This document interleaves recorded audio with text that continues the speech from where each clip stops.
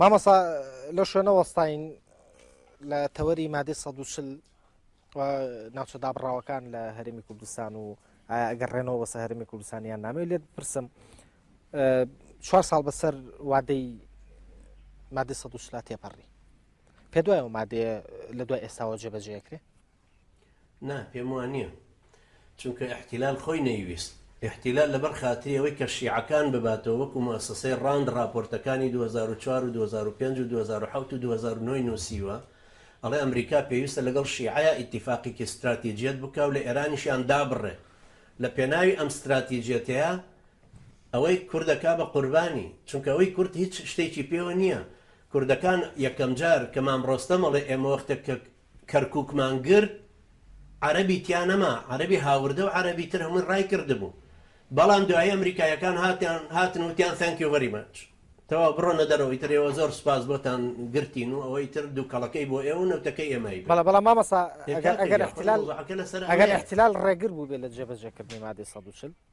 ئەوە لە هەفتەی ڕابردووە سوپای ئەمریکا دەستی بە کشانەوە کردووە لە ماوەی 2 هەفتەی داهاتووشە بە تەواوی پاشە کشاکە لە عێراقا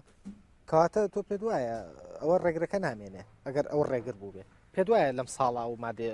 ئەتوان ڕێجارێت ئاخر ئەو ڕێگر بوو هەتا ئەو کاتێک کە شیعەکانی بە قووەت کردووە ئێستا شیعەکان سێ دەستگای ئەمنی وەکو وەزارەتی دیفاع و وەزارەتی پۆلیسیش بە ئیزافە مەجارە 5 دەستگای هەمووی بەدەستی خۆیانەوە ئەوان هەموو چەکدارن ئێستا بە جۆرێک لە جۆرەکان فێڵێگەکەن و حکوومەتێکی مرکزی دروستە بێت و کابرای کوردی شەڕڵی یەکێتی فدراڵ کاکە عێراق دەوڵەتێکی مرکزیە ئێستا پێشتر بەدەستسونیە بوو لە 1920ەوە تەواو ئێستا داویانە دەست شیعە لە 2001ەوەی تر تەسلیمیەکەنەوە 2003ەوە بەدەستی ئەوانەوەیە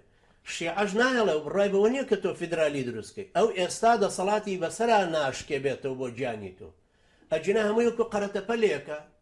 هێزێکی بۆ دێنێ وڵێ ئێوە مێلیشیاین فەرموو کشێنەوە دەوە ئەکشێنەوە باشە ناکشێنەوە لێتانە درێت هەر ئەم نەغمەیەشە لە قەرەتەپە کە سەرکەوتن ێستا نەغمەکان هێناوەتەوە سەر کەرکووک بەڵێ کەرکووک پێویستە ویلایەتێکی سەربەخۆ بێ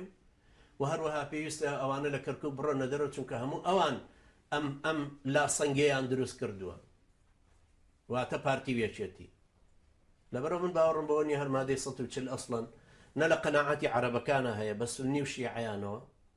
مەگەر ئاحادێکی وەکو حەسەن عەلەوی هادی عەلەویە ئەوانە تفو لعنەت لە جنسەکەی خۆیە کاڵێ کورد مستحقی دەوڵەتە ئەوەش هیچ سەدا و شتێک دروست ناکە بەڕاستی کەواتە چارەنووسی ناوچە دابڕاوەکان وە لەسەر و هەموو شوێنەوە کەرکووک